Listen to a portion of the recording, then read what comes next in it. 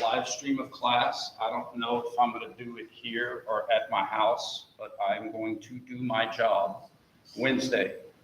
If you don't have electricity, bless your heart, sorry. The video will still be there. What I'm saying is that don't freak out. Don't travel in unsafe roads. The material is still going to be there, okay? So I just wanted to give y'all that heads up, all right? All right. So I'm going to get to work today, but I'm going to send out an email just reminding you guys that I'm going to stream Wednesday, but you don't have to come if things are crazy.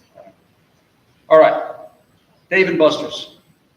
I took my boys to Dave & Buster's Friday. That starts kind of our development of lecture. And my boys were challenging me to all kinds of stuff. And one of the games they wanted to play was this like Connect Four with basketball. Like you shoot the basketball and you make it play Connect. I'm a left-hander. Any other lefties out there? Yay, bonus points. I'm joking. All of a sudden, like 10 people. They switch the pins, so start smudging your writing. So why do people wear their wedding rings or rings on their left hand? I always question everything. Not that I disagree, but I'm always fascinated with why. And the story I was taught is, well, it's closer to your heart. And I'm like, oh, that didn't make sense to me. But when I'm playing ball, what I do know is that being left-handed, it's kind of weird and quirky, and just, so I always move it from my left hand. I put it on my right hand so that I can shoot with my left and not have to worry about, the ring. Okay. When I was younger, many pounds lighter, my ring would actually slip off my hand when we were throwing baseball, football. So again, I'd take it off, put it on my right hand. So most people are right-handed, so it makes sense that kind of having it on your left hand won't affect right-handy thingies. And so the point of this story is that the next morning I looked at my hand and I thought I lost my ring, first of all. And I was like, oh gosh. But perspective. Asking questions is good. Asking questions, might tell you something and you'd be like, that doesn't make sense. Ask, clarify. Planes and axes doesn't have to be as difficult, but it's never been developed for you guys before because we typically just talk about straight line world. I'm not here to regurgitate previous lectures. I'm here to try to develop getting to our individual joints. You have seen a planes and axes picture before. I know you have. What I'm trying to get us to understand is that the sagittal plane has nothing to do about separating the body into front and back halves. That's not its function in biomechanics. Because, think about it. What does my elbow moving in its sagittal plane have anything to do with the middle of my body? What does that have to do with anything? This is convenient and easy because it allows us to kind of see things holistically. But the reality is that by definition, having the term axis, planes and axis, well, what's an axis? A point about which something spins. There has to be spinning involved. In fact, what really separates front to back, top to bottom, and side to side, ironically enough, are the axes. That axis, bilateral, side to side. This axis, front to back, up and down.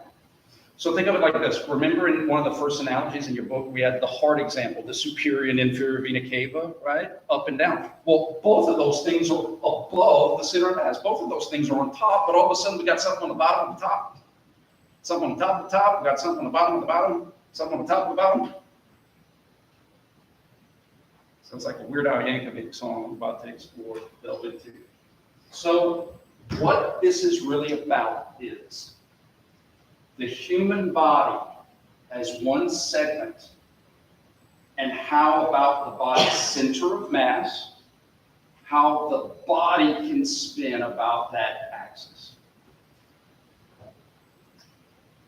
The front roll, the back roll. In this case, it would be some Harry Potter levitation, possession stuff. But sagittal plane rotation about the center of mass, That would be your bilateral.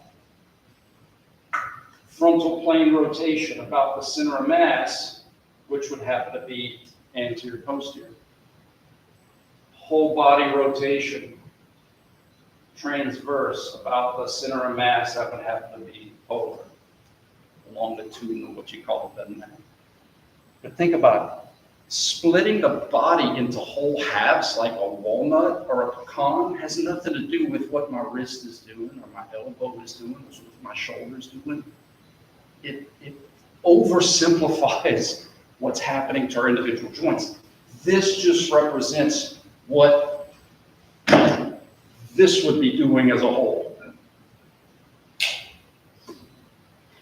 Right? It would just be representing like what is the whole thing doing. But we don't have to move the whole thing. We can move individual parts. And so the anterior posterior axis that represents how the whole body would spin, all I'm trying to say is that we have an AP axis at the wrist. We have an AP axis at the shoulder. Maybe this would be easier to see. We have an AP axis here. We have an AP axis here. That has nothing to do with my whole body. That has nothing to do with separating my whole body in anything. It's the point about which my cervical vertebra can move in a frontal plane. An AP axis here. Does that make sense? Okay. So all of our different joints have the capability of having their own axes about which those joints can rotate in their planes. And it has zero to do with separating the entire body into halves. Last class, I had a very good question about BYOKD, bring your own kin doll. Or BYOBD, bring your own bark doll, doesn't matter to me. And I thought about it, and I'm going to go with no. But I'm going to tell you why. Because my intent is for you to practice enough so that you do not need the kin or the Barbie doll. Ladies and gentlemen, you are a kin and a Barbie doll. You can reposition your way into the pictures. You can do the movements that we would be doing here. You can get yours, or you can use mine. Check it out like a library book. But my intent is for you to practice enough so that you can either visualize it. That makes sense? All right.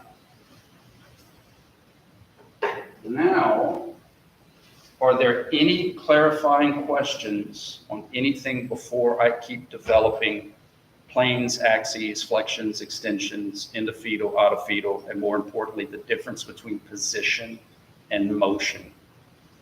Anything that's been bugging you over the weekend? In class. Okay, good? All right. Yoink, yoink, yoink.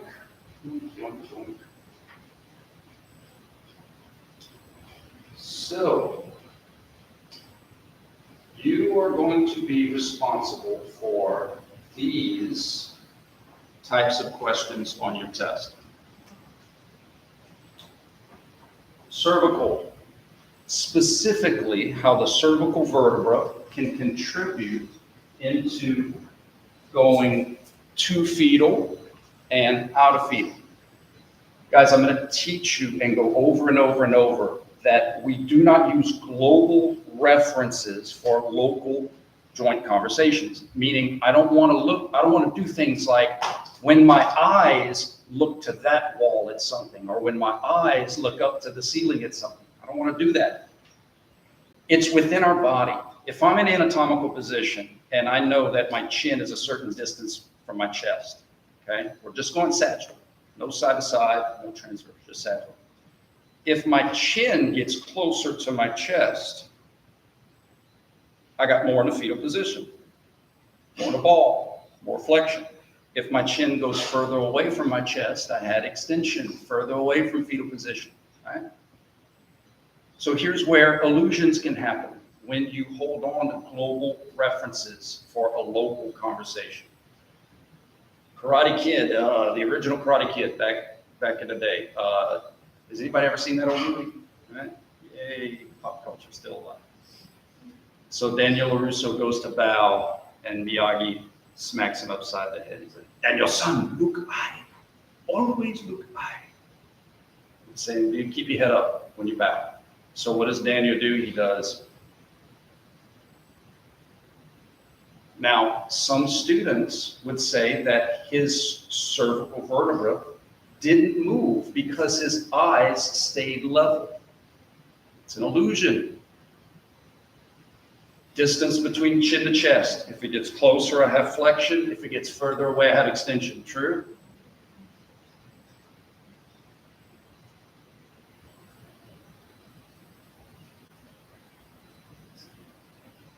You see it? If I kept my cervical in the same position, I'm here. I have that flexion to go back to where I started.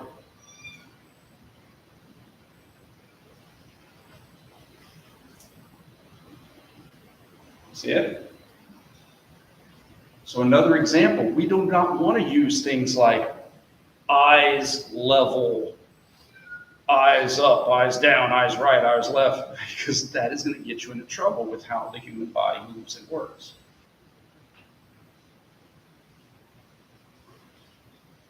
Displacement is simply enough change in position, right? You know that from high school. So angular displacement is the same thing. Change in angular position is angular displacement. That's our joint motion. Where are you at is a position. Let's just assume that I'm in, we don't assume, let me just tell you, I'm in as much of an anatomical position as I can. And then you see motion, but you're not quite sure whether the cervical had motion or not. It's kind of tricky for you right now. It's going to get easier as we practice, but you're not quite sure.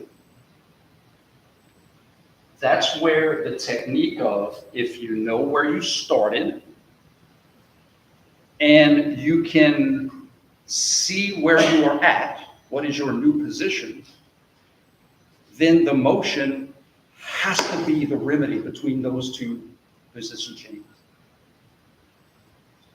I'm in Lafayette, I take a nap, I wake up in Breaux Bridge. I went east, whether or not I saw it or felt it. Okay? Start out in anatomical position. You observe this. You can say, all right, what is my new position? I can bring everything back except my cervical in order to see, oh, I need a flex to go back home. That means I had to have extension to leave home. I'm going to show you a lot of different ways to look at this. And you absorb the one that you like best, or the one that works best for you. I could also do something like this. If I had a neck brace or a halo, couldn't move my neck if I tried. Like I'm trying, or a neck brace, I couldn't move it if I tried. I know that if I flex my hips to tilt forward, this is what's going to happen. Because remember, I can't move my neck. My neck's still straight. Nobody understand that? My neck is just as straight here as it was here. We're good? All right. So if my neck is still straight in anatomical position, how must I move my cervical in order to stay looking forward?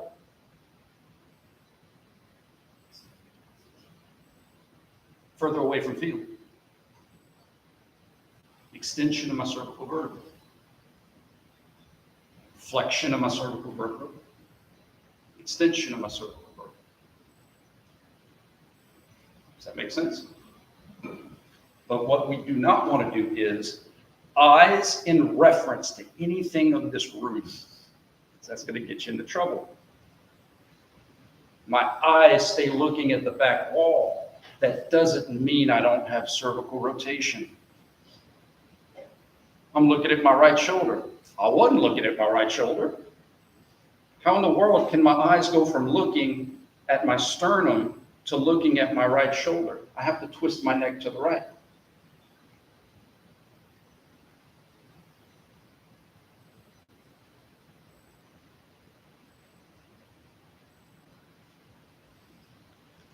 The illusion is when you're opening a book, you usually move the smaller page about the bigger book. In the human body, we can open the book by literally moving the bigger book about the smaller page. It's still opening. It's still the same motion. Open the book to see what's inside.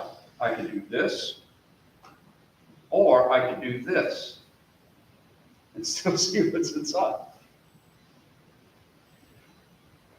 Close, open, close, open, close, open. It's no different.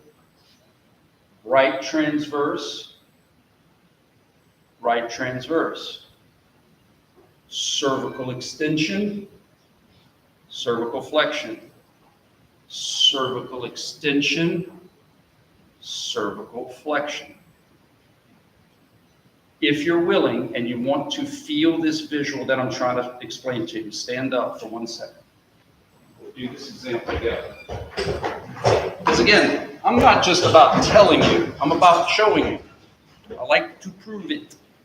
Now, as you're standing, like you don't feel, like when you flex your elbow all the way, you start to feel things squishing up against each other, right? Not mine, I could flex it like all the way and then like my bones hitting on bone, maybe back in the day. That's what I want you to do. Keep your neck straight. So in other words, as we rotate and flex our hips, I want you to look at the ground. Keep your neck straight, okay? You shouldn't feel any difference in terms of things squishing or moving from your neck. I mean, it may affect your muscles, prevent your head from falling down. Okay, come back up. Now, do the same thing, but keep your eyes level. And I want you to feel how the back skin in your neck starts to squish against each other. You start to feel that squish. You can also feel tightness in the front of your neck. That's from muscles being stretched because your neck is moving. One more time, just for my sanity. You should feel stretching in the front and you should feel squishy in the back. I mean, we use scientific words here, right? You have a seat. And that's because the same thing is happening at your cervical vertebra, whether you do this or whether you do this. You feel the same thing because the same motions are happening. The same changes in position are happening. Okay? So you're going to be accountable for cervical, sagittal stuff, flexion, extension, in the fetal, out of fetal. Flexions get you closer to fetal, extensions get you further from fetal. Motion, movement, displacement, change in angular position is referenced to fetal position, meaning am I getting closer to or am I getting further away? Your position, where are you at? So that maybe I could see where I went and thus see joint motion and displacement, is not reference to fetal. It's reference to anatomical. I'm going to say it again. Sagittal plane motion of our joints are fetally referenced. Am I traveling down the road that's getting me closer to fetal, or am I traveling down a joint road that gets me further away from fetal?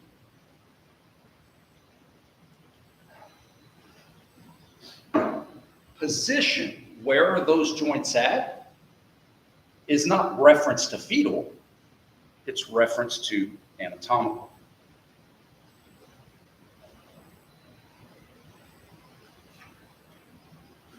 Examples of the separation between the two, I did last week.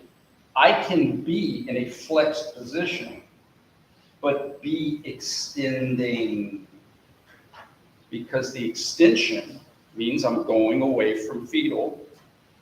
And the flex means I am closer to fetal than I was in anatomical. You see the difference between the two? I can be east of Lafayette, but be traveling west on the interstate. And if you think about it, traveling east and west is a reference to Jacksonville, Florida, and whatever town in California it is, right? That creates that road. But when I say east of Lafayette, that's our anatomical position in this analogy, because that's where our home is.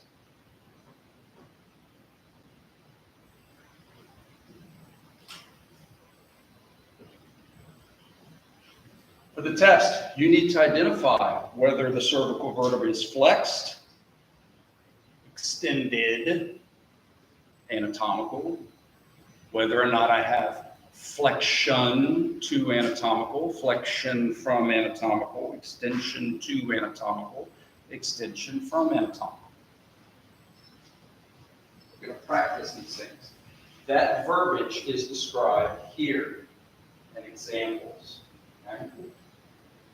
So extension and flexion is actual movement.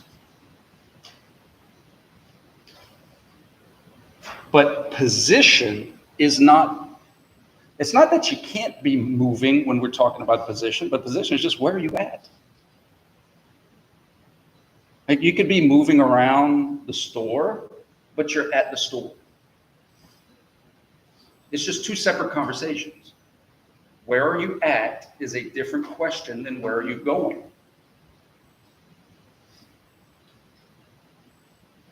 So traditionally, I actually have this picture on purpose. This is kind of a, I don't like it, but I always explain why. The top one is flexion. Well, it's not that I don't like it, it's just we have to make sure we understand the inference. So the inference on the top picture is the wrist started here and then it moved to there. But if all I did was just hold out my wrist in this position, I don't know. What if I'm going here? What about like just a one still picture doesn't mean I know how you're moving. And that's a huge play of words that is no fault of yours. It's we play fast and loose with kinematic variables. Just because I'm in a flexed position doesn't mean I'm flexing. Just because I'm a flexed position doesn't mean I have flexion. Just because I'm extended doesn't mean I'm extending. Where are you at? Position. Where are you going? Motion. Okay? So how do we communicate a full range of motion? So my wrist in this example, in anatomical, I'm not at the end of my road. My elbow is at the end of its road, right? I can't really extend beyond anatomical. And so people, and rightfully so, will say, well, your elbow is extended in anatomical. I got no problem with that. But it's an exception to the rule because I can't go any further. It's like for my elbow, Lafayette is an anatomical position. Jacksonville, Florida is anatomical position. I can't travel any more east. I gotta go west on the interstate. But that's not every joint in the body. My wrist in anatomical position can travel east or west. So what I can't say, I can't use my wrist in the same context as my elbow, where I say flexion, extension, hyperextension. I got no problem with that. But what the problem is that people will say, well, then that must follow every joint. Flexion, extension, hyperextension. No, this is normal range of motion. Yeah. Hyperextension, hyperflexion. Right? Sound effects are free in this class. So how do we communicate where are we at? Anatomical position, 5 degrees of flexion, or I'm flexed 5 degrees from, 10 degrees from, all the way to 90 degrees from anatomical. In other words, anatomical allows me to know where I'm starting. But I could also have extension from anatomical. This is where it gets crazy, but it's not really crazy. I can have flexion back to anatomical. I could go home. And then I could have flexion from anatomical. I could have extension to, I could have extension from. Guys, it is no different than traveling on the interstate. Lafayette is home. You're traveling west, but you're east. And you travel to, and then you keep going from. Aren't you still traveling west? Extension to, extension from, flexion to, flexion from, extension to, extension from.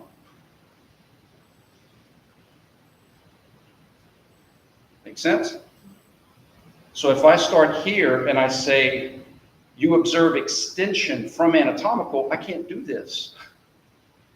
That's like saying you travel east from Lafayette. Okay, let me go to Crowley. No. Extension from, flexion from. Extension to, extension from, flexion to, flexion from. Get used to that verbiage.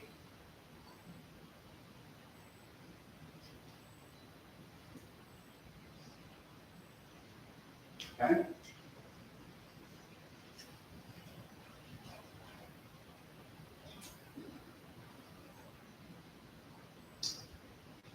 Miriam is in a flexed position right here. Miriam is in an extended position right here. How do I know? Because it's relative to anatomical position. Motion is change in position. She's in a flexed position on the left. So if I go from left to right where she's in an extended position, she has to have extension to get from there to there. Okay? We can infer motion two different ways. We can see a before and an after. Start, finish. Start, finish. And I know but you probably have the same question as me. Campbell, human motion is not still pictures. Yeah. Our motion that we see is actually a flip book of still pictures that our brains run as a flip book. Y'all know what a flip book is? I used to do that as a kid where you do like a clock. It's just still pictures, but when you flip it, it looks like it's moving. That's all we do. It's a bunch of still pictures that we make reference to change in position that we then call it movement. Okay? So two ways I'm going to teach you to infer motion. One is just a simple before and after. Another way is one picture that has a reference position of anatomical. So we do have a reference. Anatomical is our reference. And then I simply ask a question like, what is the position of the right shoulder?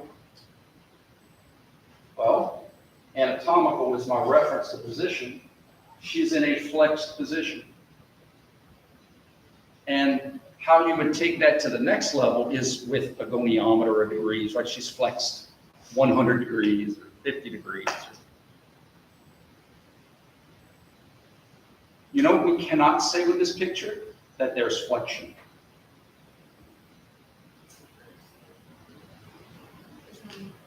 No. What if she's, now we could, with more information, we could say, well, she had that flexion to get there. That's like saying, I have to get to Opelousas on 49.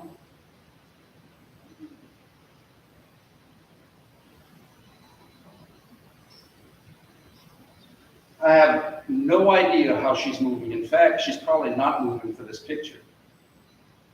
But all I can definitively say, where I put all my chips into the pot, is that her right shoulder is in a flexed position. Now, how can I infer motion from this picture? No problem. For the test. From this picture, she starts moving her shoulder back to anatomical position. There is your inference of change in position. You know she's in a flexed position. And in order to go home, she has to have extension.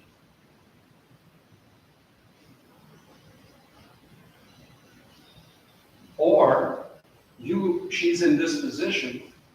How did she get here from anatomical position? But if I just say, where is she at, we cannot assume that it's moving. No idea. What if she's just holding it there for a few minutes? There's no motion. You're not traveling down the interstate when you pull off the Buc-ee's.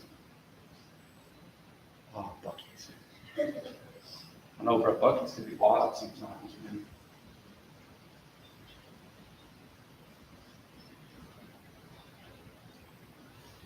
All right, let me give you some more practice.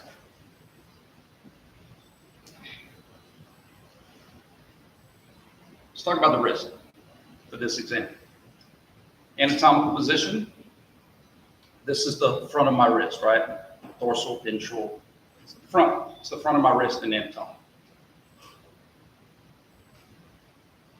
Is now this the front of my wrist then? No, it's the back. Okay. So if I say wrist flexion means your fingers go forward, you're never going to hear me use that language. When I happen to be in anatomical position and all the stars are lined up, flexion is when my fingers go forward. But we don't live in anatomical position.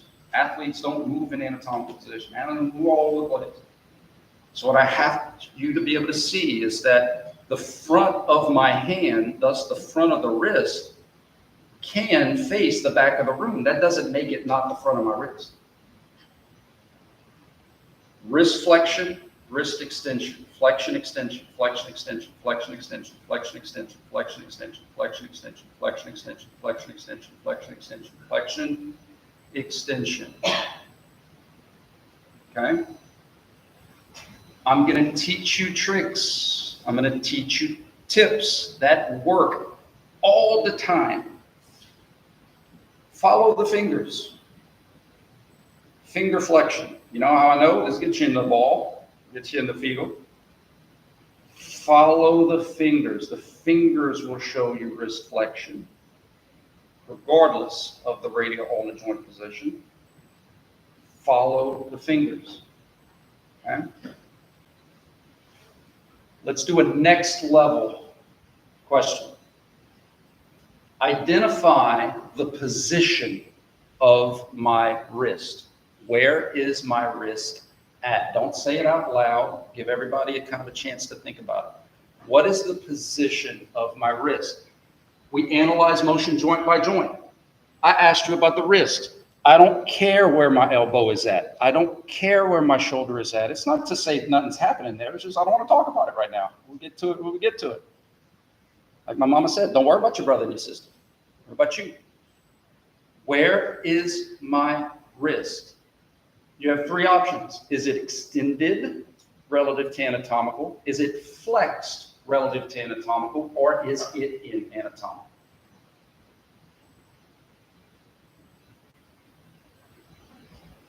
All right, you gotta trust me, okay? I learned this back in the day in Auburn, just trust me. I'm gonna do a survey, but nobody's gonna put their hand up with all the eyes out. So for 2 seconds, close your eyes. Just trust me, close your eyes. Who thinks the wrist is extended? Put your hands up real quick. Okay, down. Who thinks the wrist is flexed? Down. Who thinks it's an anatomical? Down. Okay, open up your eyes. Great. That gives me a sense of kind of where the class is at, and it doesn't make anybody feel uncomfortable putting their hands up. The wrist is in a flexed position. And I know that because if I ask the wrist to go home, go back to anatomical, the wrist would have to have extension to go back home. So that tells me that it had to be flexed before it started moving. True? Okay?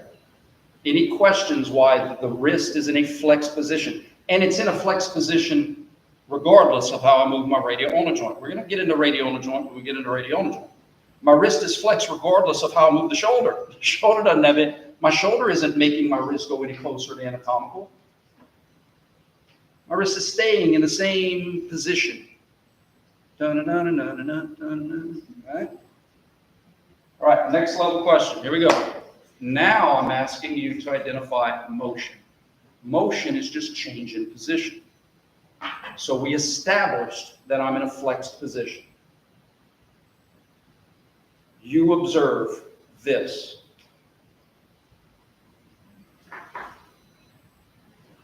From here to there.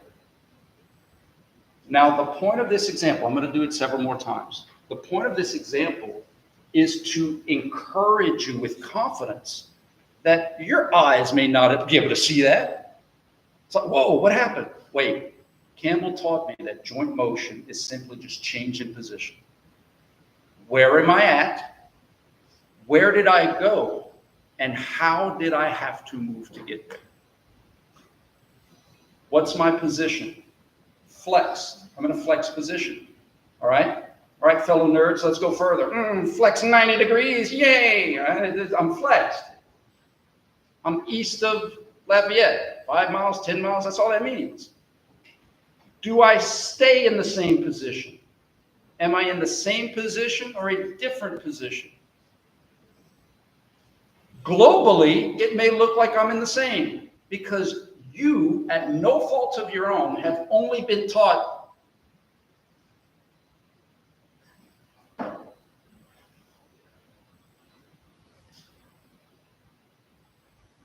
guys, human motion is crazy complex, but it doesn't have to be if we practice these techniques. Where am I at? I'm flexed relative to anatomical position. Where am I at now? I'm either flexed, I'm either in anatomical, or I'm either in the other land. I'm extended position. How do I know that I'm extended? Because I'd have to have flexion to go back to anatomical. Now, how is it possible to go from being in a flexed position to being in an extended position? Extension. And if you're like, I don't believe you because that didn't look like extension to me, I'll be like, you're right. That's why this stuff is not easy. And that's why this is a upper level kinesiology movement class. This is why you're going to be teaching this to your fellow students in graduate school. Guys, watch. This is a combinational motion between the wrist and the radial ulnar joint. Meaning, I start in a flexed position. I'm going to have supination and extension, but I'm going to do it at the same time. And it's going to look like this when I do it at the same time. Watch. Wrist extension, radial ulnar joint supination. Or I could do radial ulnar joint supination, extension. But when things happen at the same time, which most of our motion does, these movement patterns, it can get tricky. But not if you break it down to where am I at? Where did I go? How did I have to move to get there? My wrist is in a flexed position. I know that because this is anatomical.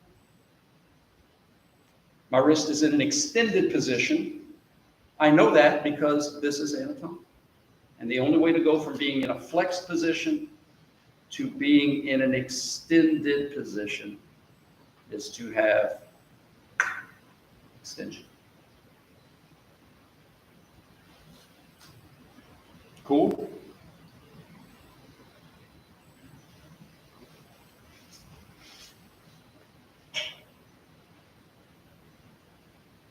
Shoulder. Students get shoulder mixed up a lot because of, like I said, ESPN, okay? This is shoulder flexion, this is shoulder extension. So if this is anatomical, a flexed position would be anywhere closer to fetal than anatomical, anyway. And the nuance is, well, I'm flex 5, 10, 50, 20. Right? This is an extended position relative to anatomical.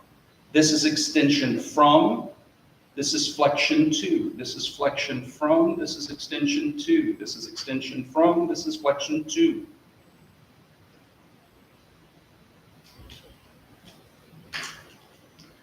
What you won't hear me say is, arms stay straight, arms go forward, arms go out. That is, when people use those phrases, it's the book can only open by moving a certain way. But again, in the human body, we can open the book the other way. This example, that hopefully you are building your confidence. Arms are parallel with gravity.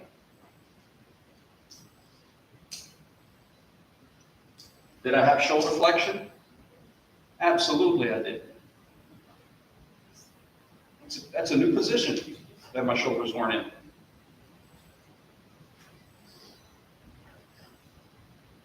I had shoulder flexion.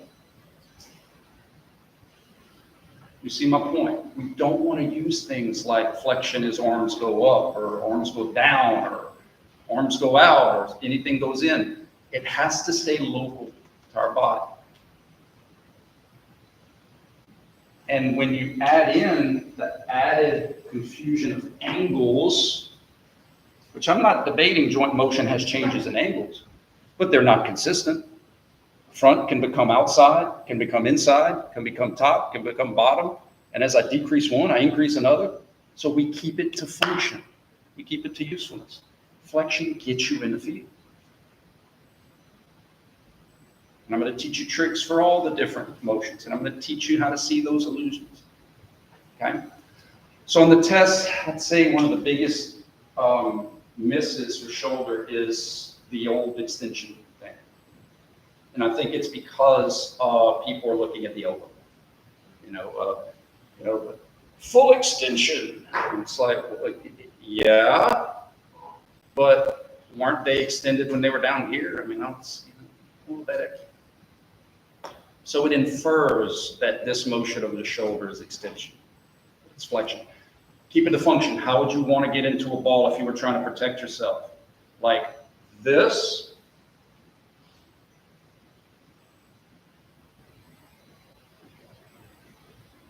Or like this? Make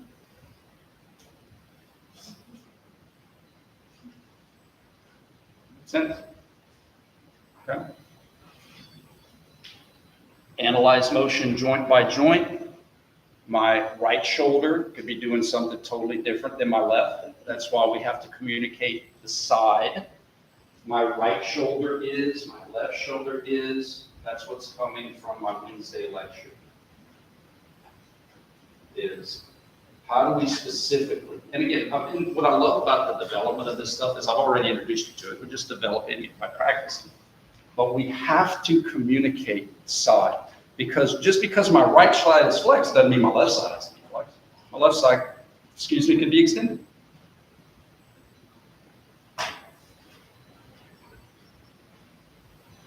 Right shoulder is doing something. My left shoulder is doing something. So we don't assume.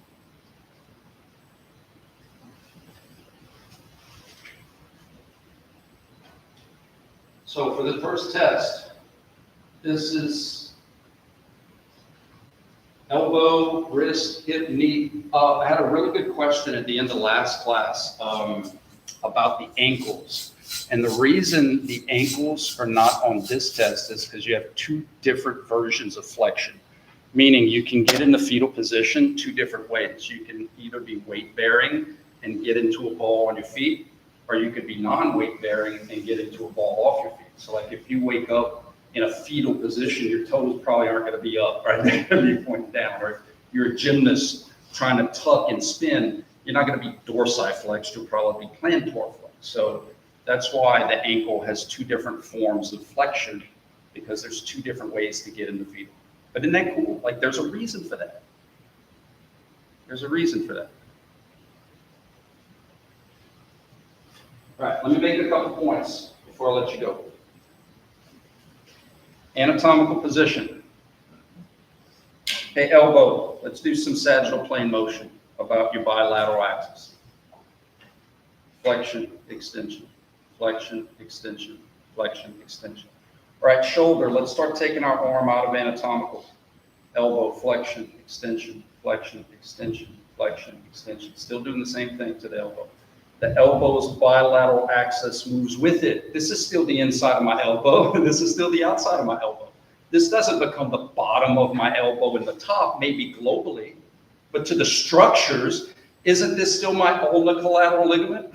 And isn't that on the inside of my elbow? The structures don't change, so why would the verbiage change? This is still the inside and the outside. This is still the inside, and this is still the outside. Extension, flexion, extension, flexion, extension, flexion, extension, flexion, extension, flexion. Same thing.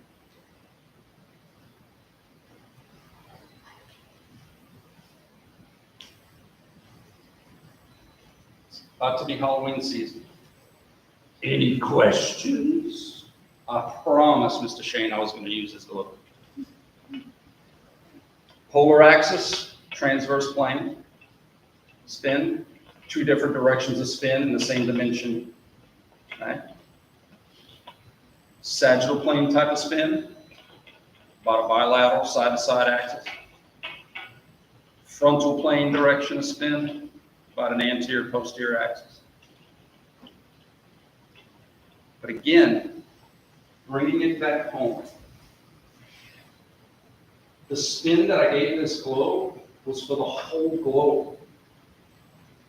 So when you see these types of planes and axes, that's representing the whole globe. That's representing the whole person. How would this person spin like a globe? How would this person spin like a globe? How would this person spin like a globe? The representation there is their whole body spinning about their center of mass. It's supposed to be intersecting at the center of mass. We have to take these concepts of whole body spin, but then apply it to individual sections. The wrist AP, the wrist bilateral, the shoulders AP, the shoulders bilateral, the shoulders polar. Okay? Does that make sense? Because again, my elbow motion has zero to do with splitting my body into sides. Nothing. All right, guys, I'll send y'all an email about class on Wednesday. I am going to stream it, whether or not I stream it from here or home. That depends on, that is correct. Rob Perillo. Y'all have a good one.